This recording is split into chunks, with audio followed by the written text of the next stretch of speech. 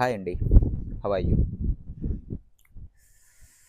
నీలో ఉండి నిన్ను చూస్తున్నటువంటి, నీతో పని చేయిస్తున్నటువంటి ఒక అతీతమైనటువంటి శక్తే దైవం అంటే. ఇది తెలుసుకోకుండా మనం బాహ్యంలో వెతుకుతూ ఉంటాం. సో, ఇదంతా మనసు చేస్తున్నటువంటి గారడి. ఎందుకంటే ఒక కస్తూరి మృగం తన తన నుంచే వస్తున్నటువంటి ఆ సుగంధాన్ని గ్రహించకుండా అడవి అంతా తిరుగుతుంది ఎక్కడి నుంచి వస్తుందా అని. సో, ఇదే ఉదాహరణ మన ఆధ్యాత్మిక ప్రయాణానికి కూడా వర్తిస్తుంది. దైవం నీలోనే ఉండి, నిన్ను చూస్తూ, నిన్ను నడిపిస్తూ, నీతో సమస్తం చేయిస్తున్నటువంటి ఒక అనంత శక్తి.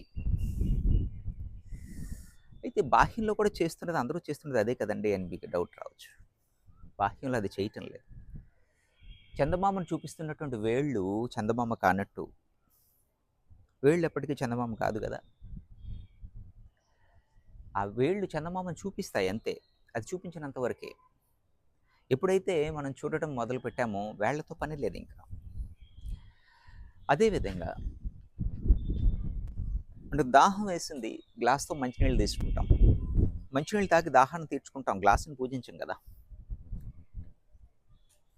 ఇవన్నీ చాలా సూక్ష్మమైనటువంటి విషయాలు.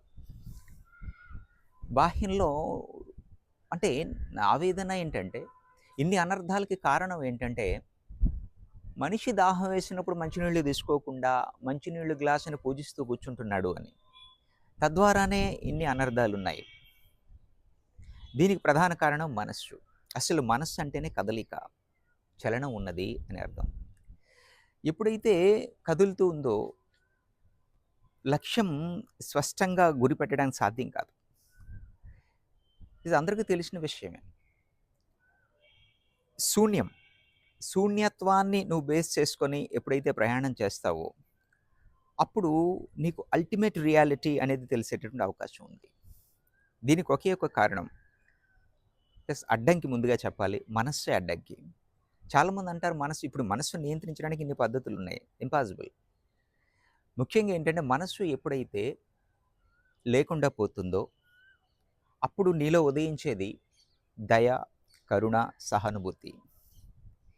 నీలో ఉన్న దైవాన్ని నువ్వు తెలుసుకోవడానికి సహాయపడే అంశాలు. మనస్సు పనిచేస్తున్నంత వరకు కూడా నీలో ఉన్న దైవం నీకు కనిపించదు. అవగతం కాదు.